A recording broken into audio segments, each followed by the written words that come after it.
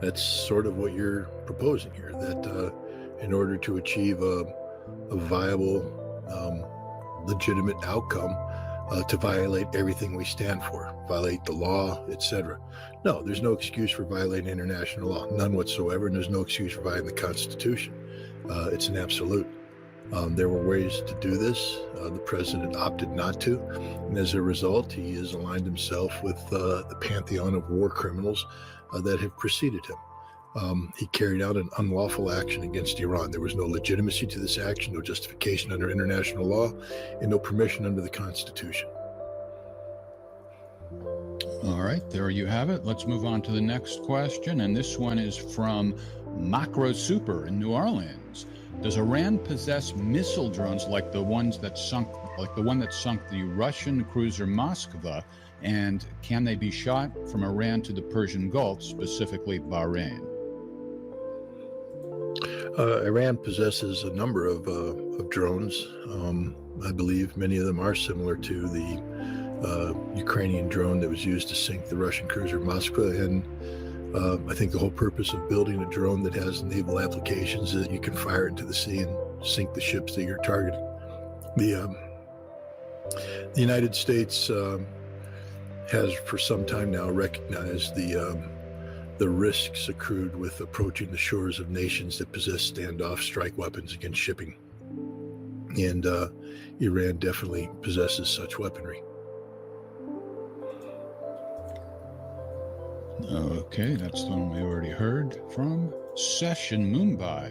I like Session Mumbai. He asks good questions. Are the permissive action links, PAL, for the Israeli nuclear weapons entirely under Israeli control? Or does the U.S. have the final say, like it does for the U.K.'s Trident missiles? Are the PALs as rigorous for tactical nukes as compared to those for the strategic ones? Well, first of all, the technology and methodology that attach to permissive action links and anything dealing with the employment of nuclear weapons is very sensitive, and to the extent that I would know anything, I couldn't talk about it.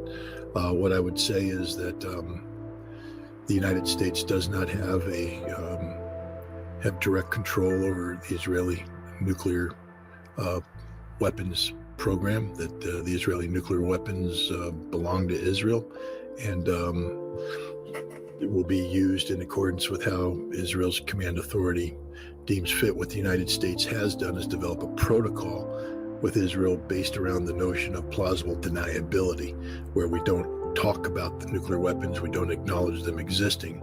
And that's done for legal reasons, because the United States, if Israel were ever to formally declare its nuclear weapons program, the United States would be obligated by its own laws and by international law to take action against the nuclear weapons of Israel.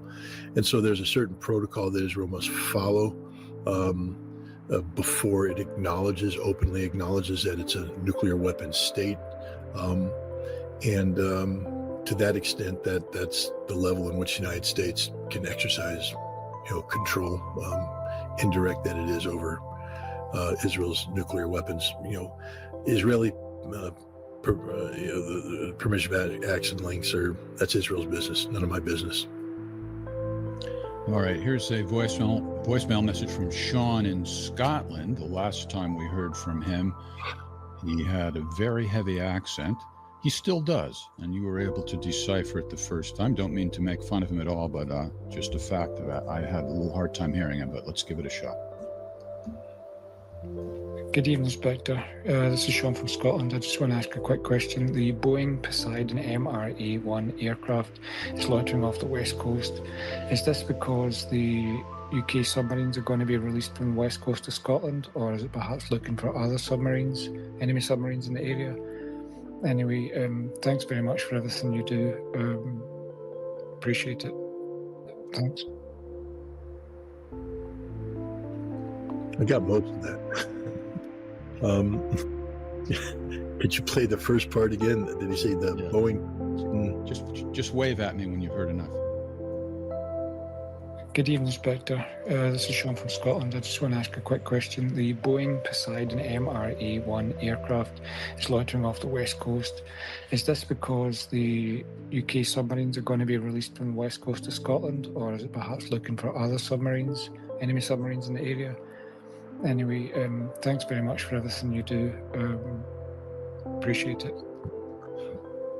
All right, well, I don't think an American naval surveillance aircraft is going to be looking for British submarines. The British, I believe, would share the patrol details to the United States just for deconfliction. We have, that area of the world. There's a lot of submarines operating, and we have our own attack submarines that are, patrolling, looking for, Russian submarines that may be seeking to, shoot the gap and make their way into the Atlantic Ocean.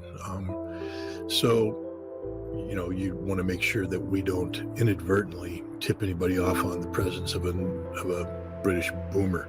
I think more than likely this is just standard patrolling done to look for potential squirt.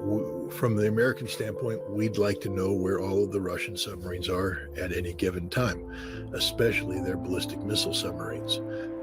And so we have assets that are looking for them. We have, the underwater sonar assets. We have the Poseidon above water. We have other assets. So I just think this is probably standard peacetime patrolling, trying to ascertain what, if any, movement of Russian submarines might be taking place in that specific area. All right, let's take a phone call. Hey there, you're on with our favorite weapons inspector. What's on your mind? Hey, thanks, Jeff. Hey, Scott. How are you? Thanks for taking my question. Can I ask you two, actually? First one is, would you be willing to share what was your call sign or nickname when you were out on missions? And the second question was, I think I read somewhere on Telegram that, or is it possible that the IAEA inspectors had shared maps of the nuclear facilities with U.S. intelligence so they could do the strike that they did recently? Thank you. Appreciate it. Okay, thanks for the call. Well, the first one, we'll just say straight up yes. And I know this because I used to be an inspector and I know how that game works. I also know that the IAEA inspectors have been thoroughly infiltrated by the Israelis, that Grossi regularly meets with the Israeli ambassador in Vienna, who brings over delegations from Israeli military intelligence dealing with Iran and nuclear issues, and that the specific details of the Iranian enrichment facilities are shared with the Israelis, and that much of that data was used by the Israelis to target. And I would say that the target aim points that the United States used in Natanz, Isfahan, and in Fordo were heavily informed by intelligence received by the IAEA. My calls. I mean, if when I was in the battalion, it was just 2 actual, because I was the S2, so just 2 actual. When I was flying, I had a nickname of Sleepy. That's because I fell asleep during a very important mission when people thought I was awake, and they were surprised that I was so cool under pressure. And I was cool because I was asleep. And later, when I confessed that I was asleep, I went from being the coolest guy in the squadron ready room to Sleepy. Thank God I didn't spend much time in the wing after that, because I'd have to come up with a better nickname, and it would probably require me doing something very foolish. And as a weapons inspector, I was the call sign for ballistic missile teams was. The ballistic missile teams had their own, but my teams were special teams. My teams were very controversial teams, and composed of a variety of skill sets. So whiskey would be the call sign of it, and I was whiskey. So if somebody wanted me, they would say whiskey. If they wanted somebody else, it'd be whiskey 10 or whiskey Alpha 6, or so. Each person had their own, or each vehicle had its own call sign. Each person had their own call sign, and I was just whiskey because I was God. All right. What was your astrological sign? Cancer. Cancer. I don't like having a sign named after a disease. That's terrible. No, it's a crab. Oh, okay, much different. I'm a Sagittarian, as if you couldn't tell by my outgoing personality. Hey, we have an international call coming in, 3-2 country code. What's that? Is that Belgium? I'm not sure. Let's find out. Sweden? Hey there, what country you calling from?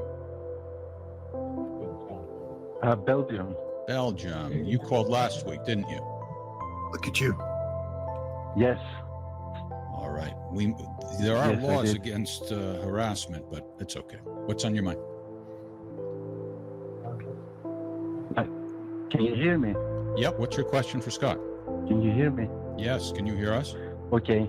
First, I haven't missed an episode, and this show has served a lot of people that didn't know anything about Ukraine or Russia when it started, etc. So it really served its purpose. I'm sad to see it finish, but I understand what Scott is saying. My question, based on record, ceasefires have never really been respected by Israel. And I fear that this will be yet another case of a ceasefire that will not be respected, and Iran will be blamed. And I haven't heard it myself, but a friend called me about 10 minutes ago and told me that Trump said he intends to obliterate Iran if it doesn't respect the ceasefire. Your thoughts about that?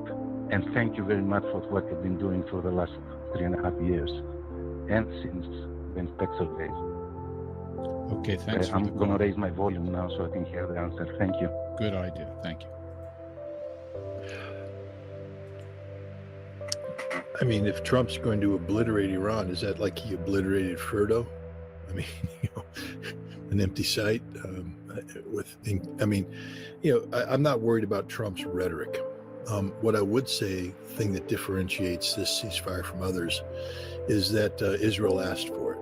In fact, Israel was begging for it. Netanyahu's making repeated phone calls to Trump to make this happen, that Israel simply couldn't continue this fight.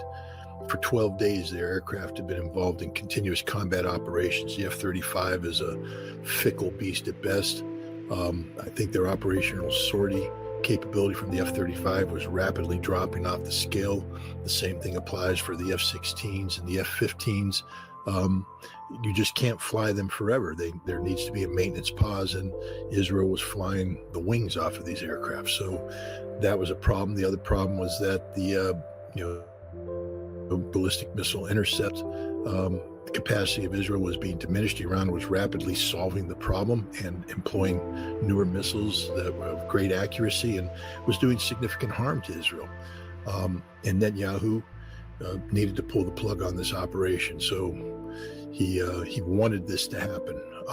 Now that doesn't mean that at some point in time, once the aircraft get maintained and things get back up to par, so to speak, that Netanyahu won't seek to flex his muscles. But the difference is, unlike any other nation that Israel has gone to a ceasefire with, Iran is fully capable of knocking the snot out of Israel, as they've proven. And while Trump may say he would obliterate Iran, that would be if Iran launched an unprovoked attack. But if Israel attacks Iran, Iran has every right to defend, and Trump has recognized that. So Trump's threats notwithstanding, I don't see Israel. Well, I do see them violating. I mean, they're violating it right now. They have aircraft flying over Iranian airspace. The Iranians are like, get them the hell out of here. But